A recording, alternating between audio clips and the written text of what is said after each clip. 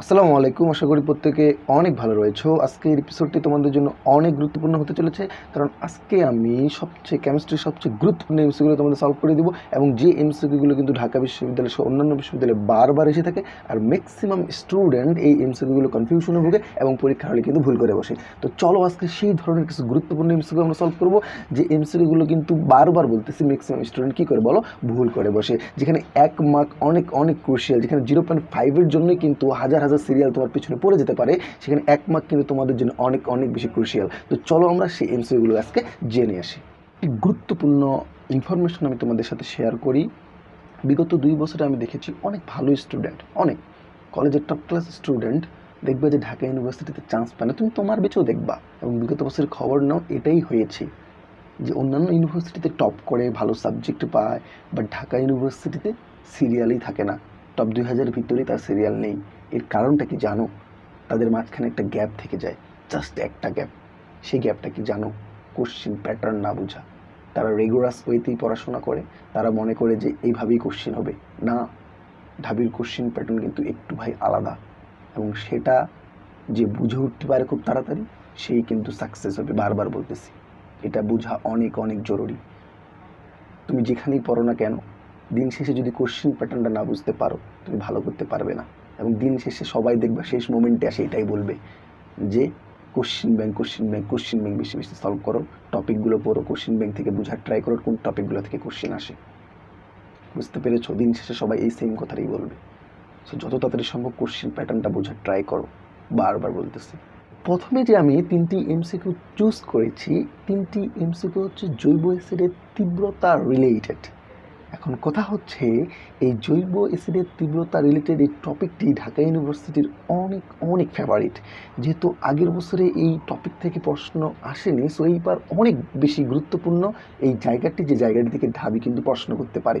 এখন কথা হচ্ছে, কেন করে এই জায়গাটি থেকে? কারণ ম্যাক্সিমাম স্টুডেন্ট এই থিওরিটি জানে না যে থিওরিটিকে কাজে লাগিয়ে এই এমসিকিউটি সমাধান করা যায়। এখন কথা হচ্ছে, দেখো 3টি এমসিকিউ যে আমি চুজ করেছি কেমিস্ট্রি ফার্স্ট পেপারের 4th অধ্যায় থেকে, 3টি কোশ্চেনের মধ্যে কিন্তু একটা রিলেশন আছে, সেম টাইপের কোশ্চেন, এবং একটা থিওরি জানা থাকলেই তুমি 3টি কোশ্চেনের কিন্তু আনসার করতে পারবা। যেখানে 0.5 মার্কের জন্য হাজার হাজার সিরিয়াল তোমার পিছনে পড়তে পারে, বারবার বলতেছি। সেখানে 1 মার্ক কিন্তু অনেক ক্রুশিয়াল। আমি বারবার এই কথাটা বলতেছি তোমাদের।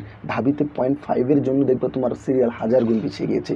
সো কথা হচ্ছে, তোমাদের মনে একটা প্রশ্ন জাগতে পারে যে ভাই, এই সেম ক্যাটাগরির প্রশ্নগুলো আমরা কিভাবে পাবো? আমরাও তো কোশ্চেন ব্যাংক সমাধান করি, বাট এরকম গোছানোভাবে তো প্রশ্নগুলো পাই না, রিলেশনযুক্ত প্রশ্নগুলো তো একসাথে পাই না। সেটার জন্য তোমাকে কি করতে হবে? এক্স্যাক্টলি কোশ্চেন ব্যাংকটা অ্যানালাইসিস করা লাগবে। যারা আমার কোশ্চেন ব্যাংকের অ্যানালাইসিস শিটগুলো এখনও নেওনি, বারবার বলতেছি ভাই, অনেক বড় বড় কোচিংয়ে ভর্তি হলা, অনেক বেশি বই কিনলা, বাজারে যত বই আছে সব কিনে ফেললা, বাট এটা একটু দেখো না, দেখো না, এটাকে ট্রাই করে দেখবা, দিন শেষে তুমি একটা কনফিডেন্ট পাবা। আর যাই না হোক না কেন, আমি বলতেছি, তুমি এই শিটটা পড়ে তোমার ভিতরে একটা কনফিডেন্ট গ্রো করবে, বিলিভ মি অর নট। কারণ এখানে তুমি এই শিটটা দেখলে বুঝতে পারবে, তোমাকে আমি দেখানোর ট্রাই করি। দেখো, এই জায়গায় দেখো, বিগত বছরে পিএইচ রিলেটেড যত কোশ্চিনগুলো এসেছে 4th অধ্যায় থেকে, সব আমি একটা টাইপের আন্ডারে রেখেছি। যত 20 বছরের কোশ্চেনগুলো, এবং রিলেশন করেছি যে কোনটার সাথে কোনটা, কোন কোশ্চেনটা বারবার আসে। যেমন এখানে একটা কোশ্চেন দেখো, নিচের কোনটি বাফার দ্রবণ? অলরেডি কোশ্চেনটা 3বার এসেছে, এবং একটা ক্রুশিয়াল কোশ্চেন। এই কোশ্চেনটা অনেকে সলভ করতে জানে না, এটা আমি কিন্তু তোমাদের দেখিয়ে দেবো। দেখো কোশ্চেনের রিপিট দেখো, এই কোশ্চেনটা 4বার এসেছে, 4বার, এবং এটা কিন্তু ক্রুশিয়াল একটা কোশ্চেন। এই কোশ্চেন অনেকেই ভুল করে থাকে। এখন কথা হচ্ছে, তোমরা এগুলো কীভাবে বুঝবে যে কোন কোশ্চেনটা বারবার আসে? এক্স্যাক্টলি এরকম করে তোমরা যদি অ্যানালাইসিস না করো, এগুলো বুঝবা না। এভাবে যদি অ্যানালাইসিস করে না পড়ো, তোমরা লিঙ্ক না খুঁজে বের করো, তাহলে কিন্তু বুঝবা না। বারবার বলতেছি ভাই, ডিউর কোশ্চেন অন্যান্য বিশ্ববিদ্যালয় থেকে একটু আলাদা, প্যাটার্নটা একটু আলাদা, এবং ওই প্যাটার্নটা যে একবার ক্যাচ করতে পারবে, বিলিভ মি অর নট, সে খুব কম সময়ের ভিতরে তার প্রিপারেশনটা অনেক অনেক বেশি জোরালো করে নিতে পারবে। সো বারবার বলতেছি, দেখোই না শিটগুলো আমার কালেক্ট করে, অনেক কিছু তো কিনলা। ইনশাল্লাহ আমি মনে করি দিন শেষে ভালো কিছুই হবে। একটা কনফিডেন্ট তোমার ভিতরে গ্রো করবে যে না, কোশ্চেন তো রিপিট হয়, নির্দিষ্ট কিছু টপিকের আন্ডারে হয়, এবং এরকম রিলেশন করে তুমি কোশ্চেনগুলো সলভ করতে পারবে।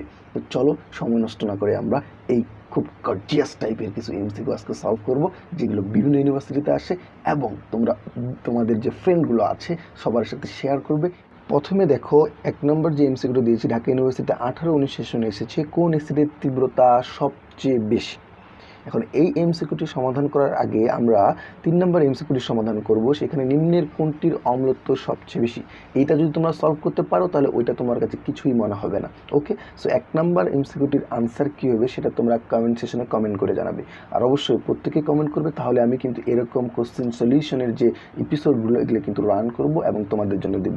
তোমরা সবাই প্রত্যেকে যদি কমেন্ট করো। ওকে, তাহলে এখানে দেখো নিম্নের কোনটির অম্লত্ব সবচেয়ে বেশি, ফার্স্ট 18-19 সেশনে এসেছে। কেন এই প্রশ্নটি আমি এখানে লিঙ্ক করে দিয়েছি, কারণ এটা ঢাবিতে এগুলো খুবই আসে এবং এটা কিন্তু এর আগের বার জিএসটিতে এসেছে। আমি বারবার বলেছি ফার্স্টের কোশ্চেনগুলো কিন্তু জিএসটিতে আসার সম্ভাবনা অনেক বেশি।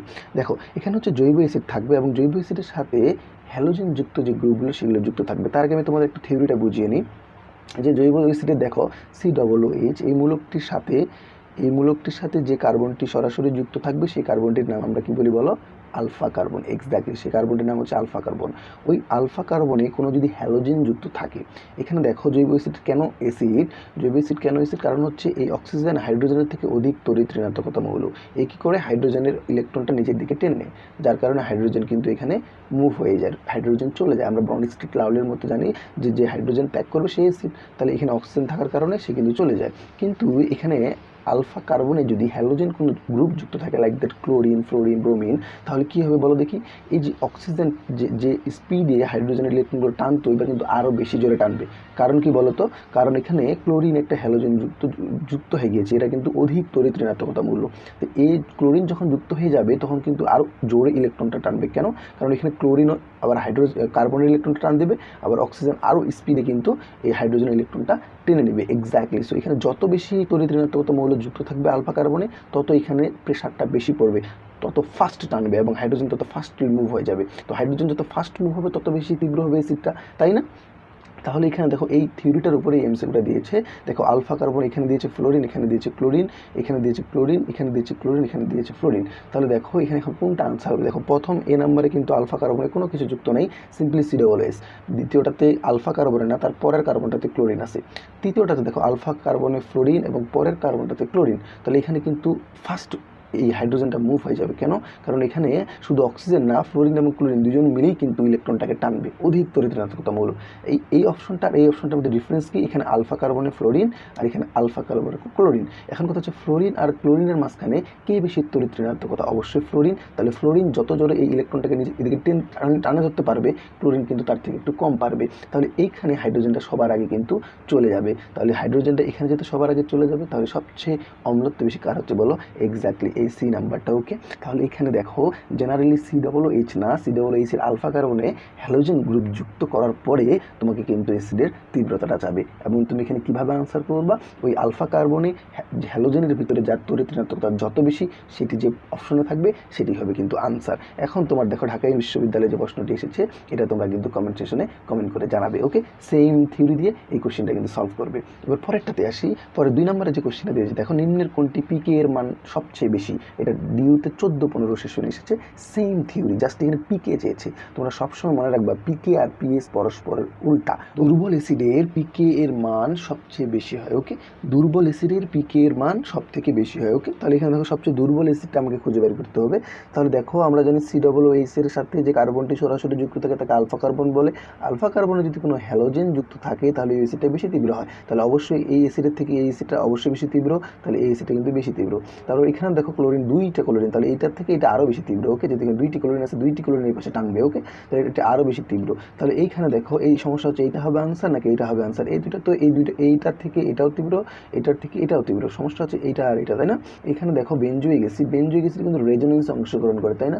রেজোনেন্সে অংশগ্রহণ করার কারণে এইখানেও কিন্তু এই হাইড্রোজেনটা খুব তাড়াতাড়ি চলে যায়। ওকে, এটার থেকে একটু হলেও আগে চলে যাবে কারণ ওরা রেজোনেন্সে অংশগ্রহণ করে। তাহলে এইটা হচ্ছে তোমার ইথানোইক অ্যাসিডটা হচ্ছে সব থেকে কি বলো, ইথানোইক অ্যাসিড এখানে সব থেকে দুর্বল অ্যাসিড। এই তিনটার পাশে, তাহলে যে বেশি দুর্বল তার পিকে এর মান কি বলো, সব থেকে বেশি। ওকে, তো আশা করি তোমরা এই ধরনের এই যে অ্যাসিড রিলেটেড যে প্রবলেমগুলো এগুলো খুব সহজেই তোমরা সমাধান করতে পারবে, যেভাবে আসুক না কেন। আর এটা কিন্তু জিএসটিতে এসেছিল ফার্স্টের যে কোশ্চেনটা এবং রিলেটেড কোশ্চেনগুলো। এখন প্রশ্ন হচ্ছে এরকম রিলেশনযুক্ত এরকম টাইপ ভিত্তিক প্রশ্ন সমাধান করতে গেলে তোমাদের কিন্তু অবশ্যই আমার অ্যানালাইসিস শিটগুলো কালেক্ট করা লাগবে। বারবার বলতেছি, যারা এখনও কালেক্ট করেনি তোমরা কিন্তু একটু ভুলের ভিতরে আছো। তোমরা জিনিসগুলো কালেক্ট করে পড়াশোনা শুরু করো, ইনশাল্লাহ দেখবে তোমাদের ভিতরে অনেক অনেক কনফিডেন্ট হবে এবং তোমরা এরকম টাইপ ভিত্তিক প্রশ্নগুলোর সমাধানের মাধ্যমে তোমরা নিজেই ফিল করবে একসময় গিয়ে যে আমি ডিউর জন্য প্রিপেয়ার্ড। কারণ তোমার মনে হবে যে কোশ্চেনের ভিতরে একটা কী জানি মিল খুঁজে পাচ্ছ, কী জানি একটা মজা খুঁজে পাচ্ছ। তোমরা কোশ্চেন সমাধান করতে করতে নিজের ভিতরে ওই কনফিডেন্টটা গ্রো হবে এবং মনে হবে যেভাবে আসো প্রশ্ন আমি ইনশাল্লাহ পারবো। ঠিক বিগত বছরের ব্যাচে কিন্তু এই জিনিসটাই ঘটেছিল। তারা কিন্তু ম্যাক্সিমাম প্রশ্নে কিন্তু হুবহু তোমরা দেখলে বুঝতে পারবো হুবহু কমন পেয়েছে আমার আগের এপিসোডগুলো দেখলে। ওকে, তো চলো পরের এমসিকিউগুলোতে চলে যাই। এবার আসি জৈব রসায়নের একটা কোশ্চেন আমরা সলভ করি। যারা আমার শিটগুলো কালেক্ট করেছে অলরেডি আমাকে নক দিচ্ছে যে আসলে ভাই জৈব রসায়ন থেকে এত কম টপিক পড়লেই ডিউর জন্য কভার হয়ে যায়। এক্স্যাক্টলি, তোমরা জৈব রসায়ন নিয়ে যারা ভয়ে আছো কোনো টেনশনের দরকার নেই, বারবার বলতেছি, কারণ ডিউ কিন্তু প্রত্যেকটা টপিক থেকে কোশ্চেন করে না। আজে বাজে অনেক টপিক আছে অর্গানিক কেমিস্ট্রিতে যেগুলো ডিউ কোনোদিনও কোশ্চেনও করেনি বিগত 20 বছরে, নট আ সিঙ্গেল কোশ্চেন। এবং এটা বোঝার জন্য তোমাকে এভাবে অ্যানালাইসিস করা লাগবে, কারণ সব পড়ে তো তোমার লাভ নেই রে ভাই, কারণ সব তুমি কাভারও করতে পারবে না। 4টা সাবজেক্ট তোমাকে হলরুমে পরীক্ষার রুমে কিন্তু মাথায় নিয়ে যেতে হবে, এটা মাথায় রাখবো। ওকে, সো যে টপিকগুলো কোশ্চেন হয় টপিকগুলো পড়ে যায়, যে টপিকগুলো থেকে কোশ্চেন হয়নি সেগুলো কিন্তু আদৌ কোশ্চেন হবে না। আর যদি কোনোদিনও হয়ও সেটা বাদ দাও, যে টপিকগুলো বারবার রিপিট সেই কোশ্চেনগুলোতে ভাই আগে পারো। তোমাকে তো 100টাই পারতে হবে না, তুমি 75 অথবা 65% কোশ্চেন চান্স পাওয়ার জন্য পারফেক্ট।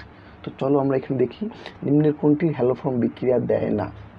এখানে দেখো যে আমরা জানি হ্যালোফর্ম বিক্রিয়া কারা দেয় বলো তো, CH3CO এই মূলকটি যাদের থাকে তারা হ্যালোফর্ম বিক্রিয়া দেয়। এখন কথা হচ্ছে ভাই এত সহজ প্রশ্নটা কেন দিল? দেখো এইখানে CH3CHO এখানে বোঝাই যাচ্ছে যে এখানে এই মূলকটি রয়েছে, CH3COটাতে দেখা যাচ্ছে যে এই মূলকটি রয়েছে, এবং এইটা বেনজোইক অ্যাসিড বেনজালডিহাইড এবং এখানে তোমার ইথানল। ওকে, এই দুইটার মধ্যে এখন কনফিউশন, তাই না? প্রথমে যে অপশনটি দেখবে তোমরা যে এই যে ইথানল, এটা দেখার সাথে সাথে অনেকে কিন্তু অ্যাটেম্প্ট করে ফেলে যে এটাই আনসার, কারণ এখানে তো CH3CO মূলক পাওয়ার কোনো সম্ভাবনা নেই। কিন্তু এই জায়গায় স্টুডেন্টরা ভুল করে ফেলে। বারবার বললাম না যে কনফিউশনযুক্ত এমসিকিউগুলো আমি একসাথে করেছি টাইপ আকারে। তাহলে এখানে দেখো এটা কেন হ্যালোফর্ম বিক্রিয়া দেয়, আনসার হবে কিন্তু এইটা। এখন কথা হচ্ছে এইটা কেন হ্যালোফর্ম বিক্রিয়া দেয়। সবসময় মনে রাখবে হ্যালোফর্ম বিক্রিয়ার সংজ্ঞাটা হচ্ছে এরকম ছিল যে যাদের এই মূলকটি রয়েছে অথবা যেসব যৌগগুলোকে জারিত করলে এই মূলকটি পাওয়া যায় তারাও কিন্তু হ্যালোফর্ম বিক্রিয়া দেয়। এই যে এই অ্যালকোহলটিকে তুমি যদি জারিত করো তাহলে একটা অ্যালডিহাইড ক্রিয়েট হয়, এই অ্যালডিহাইডটা কিন্তু এই বিক্রিয়াটা অ্যাটেম্প্ট করে। তাহলে হ্যালোফর্ম বিক্রিয়াটার সংজ্ঞাটাই অনেকে ভুল পড়ে বা ভুল জানে যে যাদের এই মূলকটি রয়েছে তারাই শুধু হ্যালোফর্ম বিক্রিয়া দেয়। না, যেসব যৌগগুলো কি বলো, যেসব যৌগগুলো জারিত করলে এই অ্যালডিহাইড মূলকটি ক্রিয়েট হয় তারাও কিন্তু হ্যালোফর্ম বিক্রিয়া দেয়। এটা ঢাবির খুব একটা ফেভারিট কোশ্চেন, এটা 2-3বার কিন্তু রিপিট হয়েছিল ঢাবিতে। ওকে, সো এই জিনিসটা তোমরা ভালো করে শিখে রাখবে। তাহলে এটাও কিন্তু হ্যালোফর্ম বিক্রিয়া দেয়। তাহলে হ্যালোফর্ম বিক্রিয়া দেয় না কোনটা বলো, এই যে বি নাম্বার অপশন যেটা হচ্ছে বেনজালডিহাইড। ওকে, এই বেনজালডিহাইডে CH3CO মূলক নেই। ওকে, এবার যে আমি এমসিকিউটি সমাধান করাবো এটাও অনেকে ভুল করে বসে এবং ভুল না করলেও এটা আনসার বের করতে অনেক সময় নিয়ে ফেলে। সো আমাদের তো বেশি সময় নেই, আমাদের অনেক বেশি কোশ্চেন সমাধান করা লাগবে।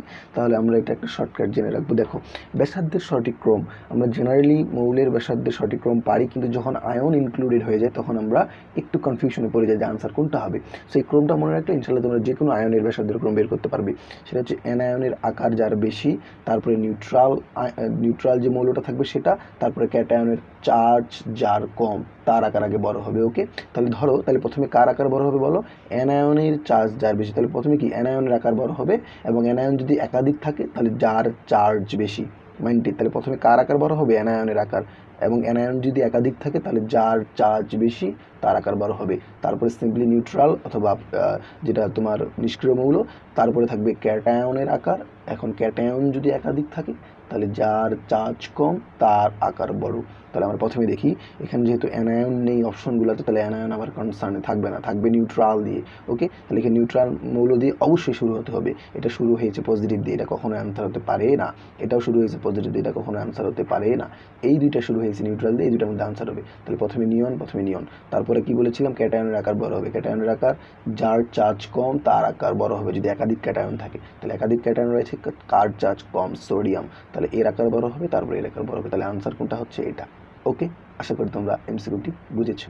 এবারের এমসিকিউটি অনেক জোস একটা এমসিকিউ 17-18 সেশনে এসেছে এবং আমি মনে করি এটা রিটেনে আসার মতো অনেক এমসিকিউ।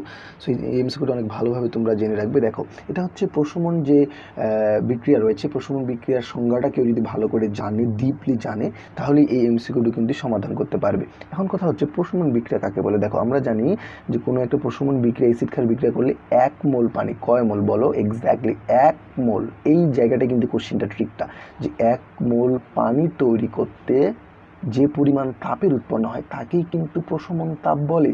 তাহলে প্রশমন এনথালপি এখানে দিয়ে দিয়েছে 57 কিলোজুল একটা রিয়াকশনের জন্য। রিয়াকশনটা কি, যে বেরিয়াম হাইড্রোক্সাইড হাইড্রোক্লোরিকের সাথে বেরিয়াম ক্লোরাইড পানি। তাহলে এই রিয়াকশনে তারা প্রশমন তাপ দিয়ে দিয়েছে। এখন প্রশমন তাপ মানে কয় মোল পানি তৈরি করার জন্য যে তাপ, ভালো বলছি যে প্রশমন বিক্রিয়া হচ্ছে 1 মোল পানি তৈরি করতে যে তাপের প্রয়োজন উৎপন্ন হয়। তাহলে এখানে যে প্রশমন তাপটা দিয়েছে এটা কয় মোলের জন্য, 1 মোল। কিন্তু এই রিয়াকশনে কত মোল পানি ক্রিয়েট হয়েছে, 2 মোল। তাহলে 1 মোলের জন্য তারা কিন্তু এই মানটা দিয়েছে। এই জায়গাটাতে অনেক ভুল করে বসে। ওকে, যে বিক্রিয়ার, এখন তো প্রশ্নটা কি চেয়েছে, প্রশ্নটা চেয়েছে কিন্তু বিক্রিয়ার এনথালপির মান। তোমার এখন মাথায় একটু সমস্যা হতে পারে যে ভাই দেখো এখানে প্রশমন এনথালপি দিয়েছে, চাইছে আবার কি বিক্রিয়াটির এনথালপি মানে টোটাল যে তাপ। আচ্ছা, তোমরা কি জানো যে প্রশমন বিক্রিয়ায় এই যে লবণটা উৎপন্ন হয় এরা দর্শক আয়ন হিসেবে থাকে, এরা বিক্রিয়ার কোনো ক্ষেত্রেই কোনো কাজে আসে না, এরা বিক্রিয়ার টেম্পারেচার বৃদ্ধির ক্ষেত্রে কোনো ভূমিকা পালন করে না। কারণ প্রশমন বিক্রিয়া মানেই আমরা বুঝি পানি তৈরির বিক্রিয়া। তাহলে এখানে পানি তৈরি হতে যে তাপটা উৎপন্ন হয় সেটাই হচ্ছে বিক্রিয়ার টোটাল টেম্পারেচার, টোটাল এনথালপি। তাহলে আমরা এখানে যেহেতু প্রশমন তাপটা দেওয়া আছে, আমরা জানি প্রশমন তাপ মানে 1 মোল পানি তৈরি করতে যে তাপ। তাহলে এখানে 1 মোল পানি তৈরি করতে কত, 57.0। তাহলে এখানে যেহেতু এই বিক্রিয়া 2 মোল পানি তৈরি হয়েছে, তাহলে 57 সাথে সিম্পলি 2 মাল্টিপ্লাই হবে। তাহলে অ্যান্সার কত হবে বলো, এক্স্যাক্টলি তোমরা ধরতে পেরেছো, -144 কিলোজুল। আবারও বারবার বলতেছি, প্রশ্ন ব্যাংক প্রশ্ন ব্যাংক প্রশ্ন ব্যাংক একমাত্র হতে পারে হাতিয়ার ডিউতে চান্স পাওয়ার। তো যারা এখনও আমার শিটগুলো কালেক্ট করোনি, কালেক্ট করো, কয়েকদিন সমাধান করো, দেখবা তুমিই বলে দিতে পারবে তোমার সময়ে ডিউ কোন কোশ্চিনটি করতে চলেছে। বিলিভ মি অর নট, তুমিই বলে দিতে পারবে। কারণ একমাত্র ডিউতেই এটি সম্ভব যে কোশ্চিন প্যাটার্নটা হিউজ মিল পাওয়া যায় এবং আলাদা ইউনিভার্সিটি থেকে একটু আলাদা। তাই ডিউর কোশ্চিন প্যাটার্ন বোঝা অনেক অনেক বেশি জরুরি। আজে বাজে সারাদিন পরে কোনো লাভ নেই যদি তুমি এক্স্যাক্ট ট্র্যাকে না থাকতে পারো। ওকে, সো আজকে এই পর্যন্ত, আল্লাহ হাফেজ। আর যারা এখনও আমার ফেসবুক গ্রুপে বা ফেসবুক পেজে, স্পেশালি ফেসবুক পেজে অ্যাড হয়ে যাওনি, তারা এখনও ভুল করেছো। কারণ ফেসবুক পেজে আমি ম্যাথের সমস্ত শর্টকাটগুলো কিন্তু দেওয়া শুরু করেছি। প্রত্যেকটি চ্যাপ্টারের শর্টকাট কিন্তু অলরেডি অনেকগুলো শর্টকাট দিয়ে দিয়েছি। তোমরা তোমাদের ফ্রেন্ডের থেকে পিছিয়ে পড়তেছো না তো? সো আশা করি তোমরা সবাই প্রত্যেকেই কমেন্ট করবে যদি এরকম এপিসোডগুলো চাও। প্রত্যেকেই কমেন্ট করবে, তাহলে আমি আগ্রহের সহিত এরকম কোশ্চেন ব্যাংক সমাধান এপিসোডগুলো নিয়ে হাজির হব।